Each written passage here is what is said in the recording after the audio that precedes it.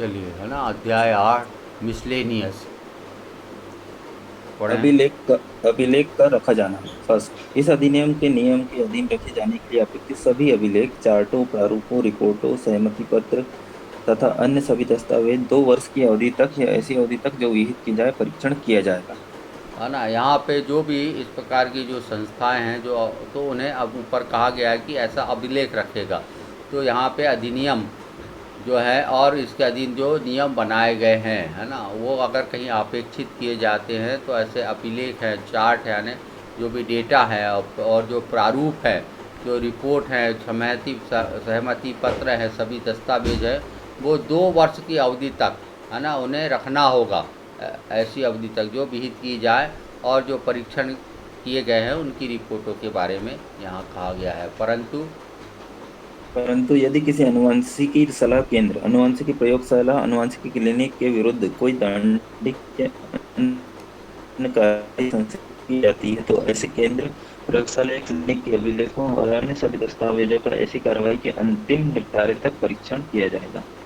अगर कोई अनुवांशिक सलाह केंद्र, अनुवांशिक प्रयोगशाला या इस क्लिनिक के विरुद्ध कोई डांडिक कार्रवाई चल रही है या अन्य कार्रवाइयाँ संस्थित की गई हैं, तो उस समय फिर इसके जो जितने दस्तावेज है उस अवधि के, उन्हें वह जब तक कि वो प्रोसीडिंग का पूरा अंतिम निराकरण नहीं हो जाता, अंतिम परीक्षण नहीं हो जाता, जब तक के लिए उन्हें सभी दस्तावेजों को सुरक्षित रखना होंगे। चलिए, दो। सेकंड, ऐसे सभी अभिलेख सभी युक्त समय पर समुचित प्राधिकारी को या समुचित प्राधिकारी द्वारा इस निमित्त प्राधिकृत किसी अन्य व्यक्ति को निरीक्षण के लिए उपलब्ध कराए जाएंगे। अगर यहाँ पे यह भी कहा गया है कि जो युक्त समय पर जो समुचित प्राधिकारी हैं, है ना, और जो और इन तो वह कभी भी अगर इनका निरीक्षण करना चाहते हैं, है ना, और वो निरीक्षण करेंगे और वह इस प्रकार का निरीक्षण अगर करते हैं तो उन्हें इस प्रकार के आपको जो अभिलेख हैं वो बताने पड़ेंगे। तलाशी के बारे में कहा गया है। धारा तीसरी। 30, तलाशी लेने और अभिलेख आदि के अभिग्रहण करने की शक्ति। फर्स्ट, यदि समुचित प्राधिकारी के पास यह विश्वास करने का कारण है कि इस अधिनियम के अधीन कोई अपराध किसी अनुवांशिकी सलाह केंद्र, प्रयोगशाला, क्लिनिक किसी अन्य स्थान में किया गया है या किया जा रहा है, तो ऐसा प्राधिकारी, इस निमित्त प्राधिकारी कोई अधिकारी ऐसे नियमों के अधीन रहते हुए जो विहित किए जाएं सभी युक्त समयों पर ऐसे अनुवांशिकी सलाह केंद्र, प्रयोगशाला, क्लिनिक या किसी अन्य स्थान में ऐसी सहायता के साथ यदि कोई हो, जैसा ऐसा प्राधिकारी या अधिकारी आवश्यक समझे प्रवेश कर सकेगा, तलाशी ले सकेगा, वहां पाए गए किसी अभिलेख, रजिस्टर्ड दस्तावेज, पुस्तक, पुस्तिका, विज्ञापन या किसी अन्य भौतिक पदार्थ की परीक्षा कर सकेगा और उसे अभिग्रहित मुहर बंद कर सकेगा, यदि ऐसे प्राधिकारी या अधिकारी के पास यह विश्वास करने का कारण है कि उससे इस अधिनियम के अधीन दंडनीय किसी अपराध के किए जाने का साक्ष्य मिल सकता है। है ना, यहाँ पे जो अगर नीचे की लाइन पढ़ी जाए तो यहाँ कहा गया है कि इस अधिनियम के अधीन कोई भी दंडनीय अपराध किए जाने के लिए कहीं पे कोई साक्ष्य मिल सकता है, तो वहाँ पे क्या है, समुचित जो प्राधिकारी के पास अगर यह विश्वास करने का कारण है कि इस अधिनियम के अधीन कोई अपराध कहाँ पे, अनुवांशिक सलाह केंद्र, अनुवांशिक प्रयोगशाला या अनुवांशिक क्लिनिक है या किसी अन्य स्थान में भी अगर किया जा रहा गया है या किया जाना है या किया जा रहा है, तो ऐसे प्राधिकारी, इसमें जो निमित्त प्राधिकारी और भी कोई जो इसके यानी इस अधिनियम के प्रावधानों के अनुपालन के लिए और जो कोई निमित्त किया गया है, कोई प्राधिकारी अधिकारी है, तो ऐसे नियम जिसके अधीन जो विहित किए जाएंगे, इनके लिए जो नियम बनाए गए हैं उनको ध्यान में रखते हुए सभी युक्त समय, कोई भी समय नहीं मगर कोई भी समय पे हो सकता है, मगर वह रीजनेबल होना चाहिए, यानी तंग करने की दृष्टि से नहीं होना चाहिए, युक्त समय होना चाहिए। तो इन सलाह हैं, सलाह अनुवांशिक सलाह केंद्र हैं या अनुवांशिक प्रयोगशाला या क्लिनिक है या किसी अन्य स्थान पर, यानी ऐसी सहायता के साथ उन्हें सहायता भी, ऐसी संस्थाओं को उनके लिए सहायता भी करनी होगी, और कोई भी हो सकती है ऐसी सहायता, यानी उनसे डिमांड किया जाता है तो वो उनको सहयोग करेंगे। और ऐसे जो प्राधिकार हैं, अधिकारी है, अगर वह आवश्यक समझते हैं तो वहाँ प्रवेश कर सकेंगे, तलाशी ले सकेंगे, और इस प्रकार के कोई अगर अभिलेख है, रजिस्टर हैं, दस्तावेज हैं, पुस्तक हैं, पुस्तिकाएँ हैं, विज्ञापन हैं, या किसी प्रकार का भौतिक पदार्थ है तो उनका परीक्षण कर सकेगा और उसे अभिगृहित कर सकेगा, यानी उसे सीज कर सकेगा और वहाँ पे वो सील भी कर सकते हैं, मोहरबंद भी कर सकते हैं कि यानी इन साक्ष्यों को कोई अगर ऐसा मिटने का या साक्ष्यों को और बाद में कलेक्शन करने के लिए उपयोग के लिए वहाँ पे उसे मुहरबंद भी कर सकेगा। और ऐसे प्राधिकारी और अधिकारी को अगर ऐसा विश्वास करने का कारण है कि अगर वहाँ पे ऐसा कोई दंडनीय अपराध होने का हुआ है ना, और उसके साक्ष्य कलेक्शन किए जा रहे हैं।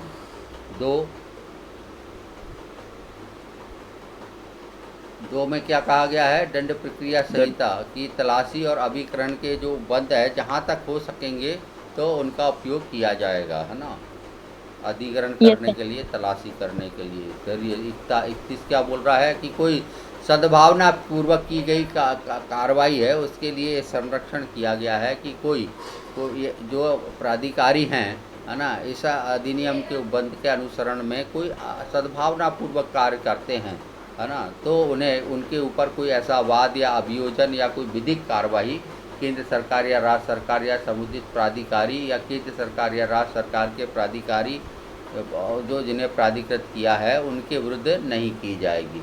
अब यहाँ 31 क में जो कठिनाइयों के बारे में कहा गया है, हालांकि यह तो 2002 का है ना, तो अब तो कोई इसका औचित्य नहीं है, फिर भी इसे पढ़ लिया जाए कि कठिनाई दूर करने के लिए क्या है। ये प्रसव पूर्व निदान तकनीकी जो विनियम या और दुरुपयोग का निवारण संशोधन अधिनियम 2002 के उपबंध को प्रभावी करने में अगर कोई कठिनाई उत्पन्न होती है तो केंद्र सरकार राजपत्र में इस प्रकार से आदेश प्रकाशित कर उन उपबंध बना सकेगी जो इन अधिनियमों के जो प्रावधान है उनसे असंगत नहीं होना चाहिए, मात्र वो जो है किसी प्रकार की उस समय की जो कठिनाई है उन्हें दूर करने के लिए बनाएगा। और इस धारा के अगर जो कोई इस प्रकार का आदेश दिया जाएगा जो है वह 3 वर्ष की अवधि के बाद है तो तक ही बनाया जा सकेगा, है ना, उसके बाद ऐसे ही ऐसा कठिनाई दूर करने के लिए नहीं बनाएंगे, है ना। और अगर ऐसे नियम बनाते हैं तो संसद के समक्ष रखे जाएंगे। अब 2002 से अब तो 21 आ सर गया है जैसे तो हाँ हाँ जैसे ऐसे अदर एक जैसे एक भी हमने पढ़ा है तो उनमें भी 2 वर्ष के मतलब 2 वर्ष की बात की है और इसमें 3 वर्ष की बात, ऐसा क्यों? अब आप अपने अपने एक्टों के हिसाब से और उनके जो लगा यानी उनको अप्लाई करने के लिए जहाँ पे कठिनाई है, कोई अधिनियम आता है तो उसमें वो अधिनियम तो बना दिया गया मगर उसे जब अप्लाई करते हैं तो हो सकता है कि कुछ कठिनाई आ सके, तो उस समय नियम रेगुलेशन बनाकर उन कठिनाइयों को दूर की जाती है। तो ऐसा कठिनाइयों को दूर करने के जो नियम हैं वो 3 वर्ष तक ही बनाए जा सकेंगे। कुछ अधिनियमों में 2 वर्ष की बात कही गई है और उस अधिनियम को यानी उस समय यानी शुरू करने के लिए ये बात कही गई है ना, उसके ये बाद सब कोई मतलब नहीं रहता उसका, है ना। तो चलिए यहाँ धारा 32 में बहुत सी बातें कही गई हैं कि क्या क्या नियम बनाए जाएंगे, इन्हें एक नज़र पढ़ लिया जाए, है ना। चलो पढ़ें। धारा 32 नियम बनाने की शक्ति। फर्स्ट, केंद्र सरकार इस अधिनियम के उपबंधों को कार्यान्वित करने के लिए नियम बना सकेगी। है ना। हाँ सेकंड, हाँ हाँ चलिए, केंद्र सरकार कौन कौन से नियम बनाएगी यह बताया है।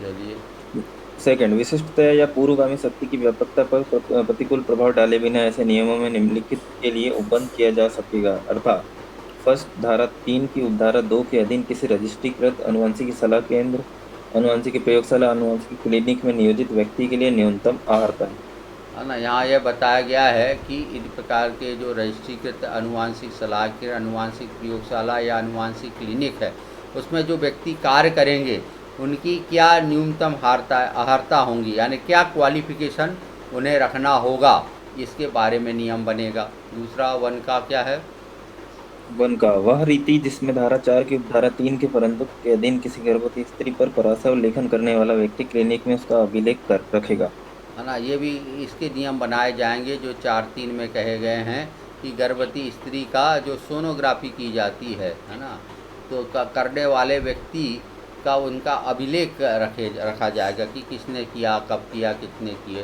है ना। और यहाँ पे 2 में क्या है कि जो गर्भवती स्त्री की जो धारा 5 में सहमति अभी प्राप्त करना है ना, एक उसमें उसकी सहमति ली जाएगी कि ये इस प्रकार से आपके ऊपर जो परीक्षण किया जा रहा है, क्या आप इसके लिए सहमत हैं क्या?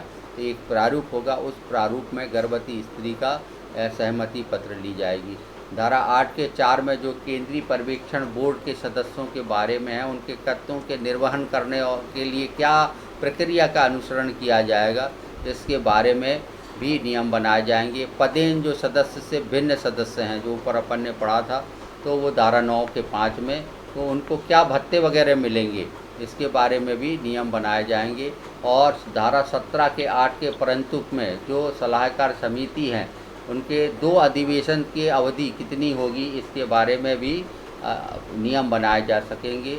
यहाँ पर तो क्या है, 4 का में अनुवांशिक सलाहकार, अनुवांशिक प्रयोगशाला और ये क्लिनिक में कार्यरत व्यक्ति द्वारा, है ना, जो पालन की जाने वाली कंडक्ट जो है, तो वो यहाँ पे कंडक्ट रूल बनाए जाएंगे, आचार संहिता बनाई जाएगी कि कौन से आचार संहिता होगी, उनका पालन करना उनको अनिवार्य होगा। और 16 के उपखंड 4 के अधीन केंद्रीय पर्यवेक्षक बोर्ड द्वारा, है ना, वह अभिकथित किया जाएगा।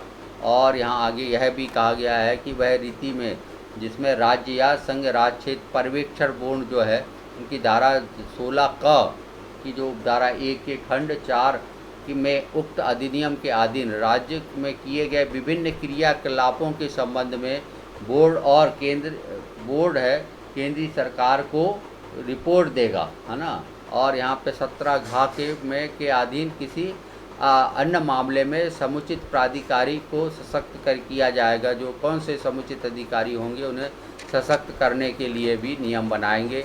और वे यानी टर्म एंड कंडीशन के अधीन रहते हुए किसी व्यक्ति को सलाहकार समिति में नियुक्त किए जा सकेंगे। और ऐसे समिति में 17 की जो धारा 9 के अधीन अनुसरण करने की क्या प्रक्रिया होगी, इसके नियम बनाए जाएंगे। वह प्रारूप जिसमें या ऐसी रीति जो 18(2) में कहा गया है कि रजिस्ट्रीकरण के लिए आवेदन कैसे किया जाएगा और उसकी क्या फीस होगी, इसके भी नियम बनाए जाएंगे। 18(5) के अधीन जो अनुवांशिक सलाह केंद्र, अनुवांशिक प्रयोगशाला या अनुवांशिकीय क्लिनिक द्वारा प्रदान की जाने वाली सुविधा को किस प्रकार से अनुरक्षित किए जाने वाले जो एपरेटस हैं, उनको बनाए रखने के लिए क्या स्टैंडर्ड होंगे, उसके बारे में भी यहाँ बताया गया है।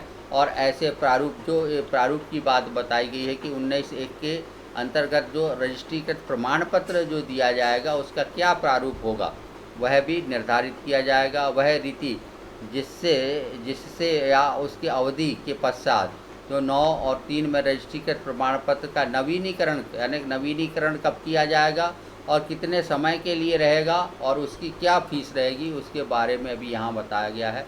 और वह रीति जो धारा 21 में अपील के बारे में कहा है, तो अपील के लिए क्या रीतियाँ होंगी, क्या प्रोसेस होगी, उसके बारे में है।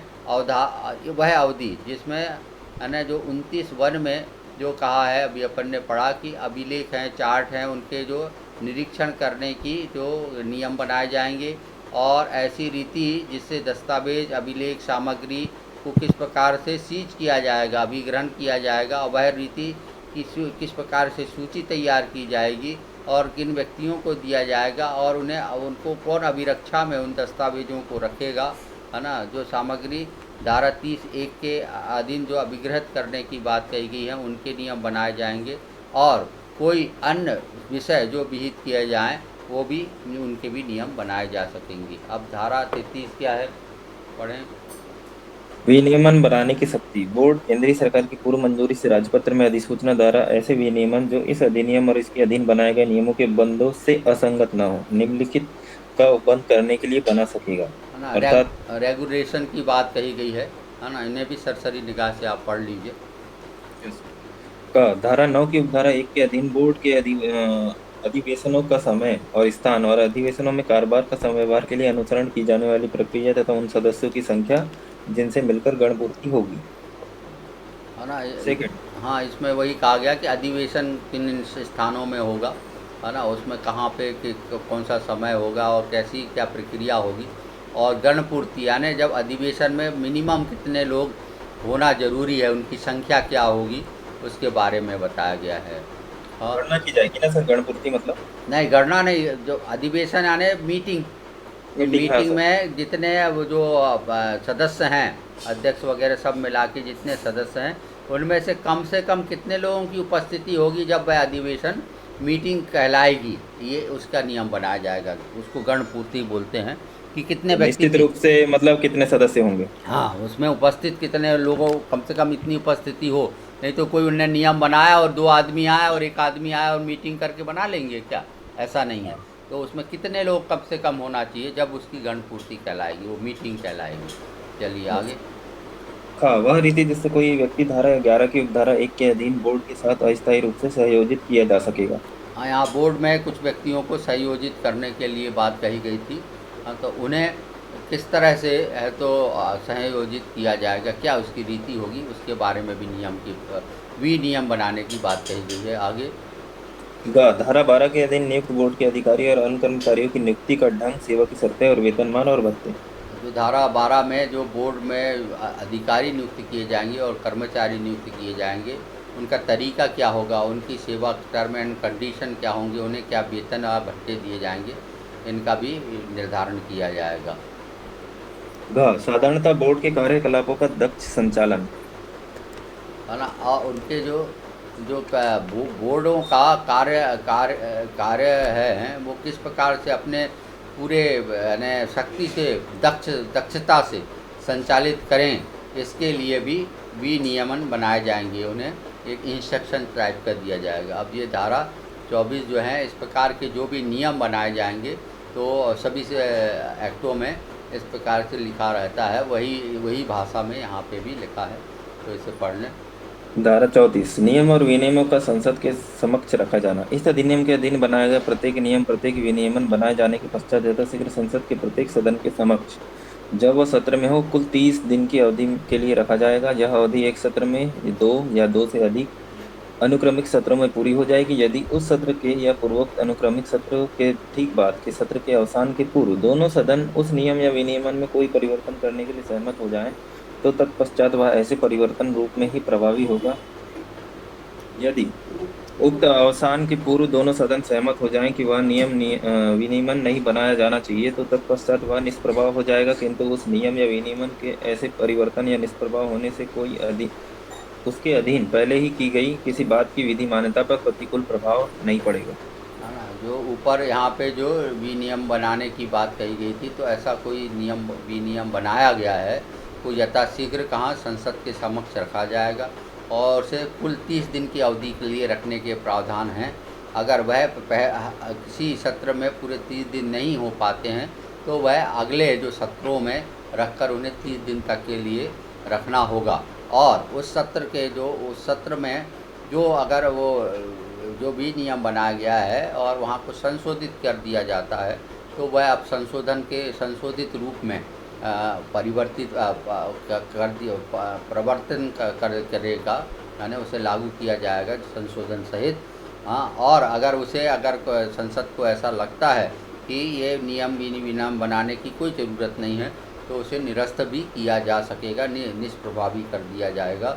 और इस नियम या विनियम में अगर संसद को करने के पहले कहीं पे उपयोग के कोई कार्यवाही की गई है, तो अब क्या नियम में कोई परिवर्तन कर दिया है या उसे निष्प्रभावी कर दिया है, इसका कोई प्रतिकूल प्रभाव नहीं पड़ेगा। है ना। इस प्रकार से यह जो